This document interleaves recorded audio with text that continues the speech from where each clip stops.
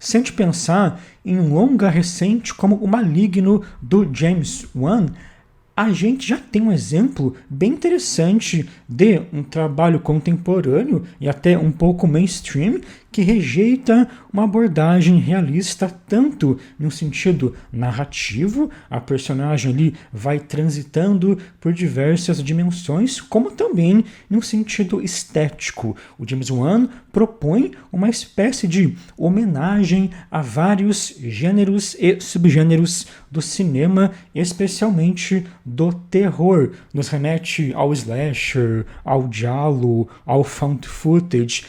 Ele nunca vai se filiar diretamente a uma coisa só, mas vai usar todo um arsenal de referências para, digamos, sobrecarregar a sua abordagem. Ele pega convenções estéticas de tais gêneros e, digamos, hiperestiliza o seu filme a partir disso.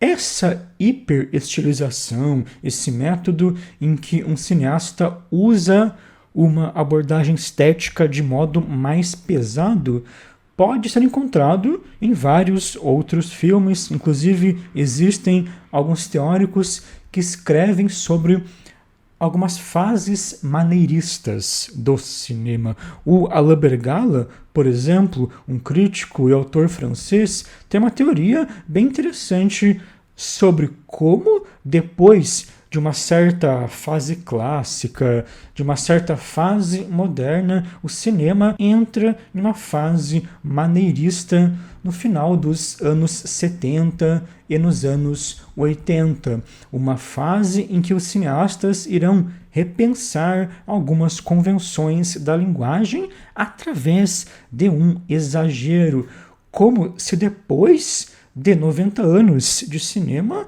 a linguagem atingisse uma certa saturação, como se depois de 90 anos em que o cinema explorou várias possibilidades, os cineastas sentissem necessidade de repensar algumas convenções dessa linguagem. O Bergala diz que durante essa fase maneirista, alguns cineastas vão criar dispositivos estéticos complexos para fazer operações dramáticas simples. Ele fala que o Wenders, por exemplo, na sequência do Peep Show no Paris, Texas, cria um dispositivo complexo com vidro e espelho para filmar o que seria simplesmente um plano e um contraplano. Ele vai hiperestilizar uma operação simples da linguagem para tentar repensar isso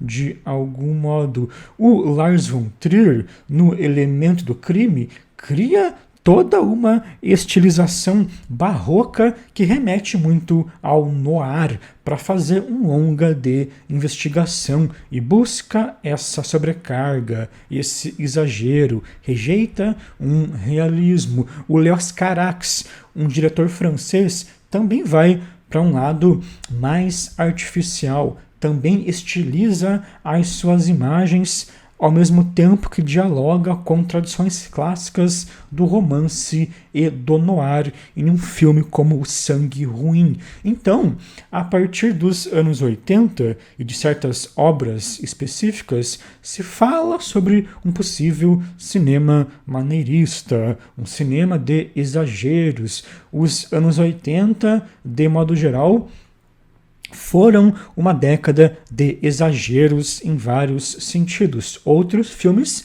vão lidar com isso de modo até mais extremo, mais caricato, mas esse autor, o Bergala, comenta sobre esses que eu citei e mais alguns. Ele parte ali mais de um cinema de arte maneirista para construir a sua teoria.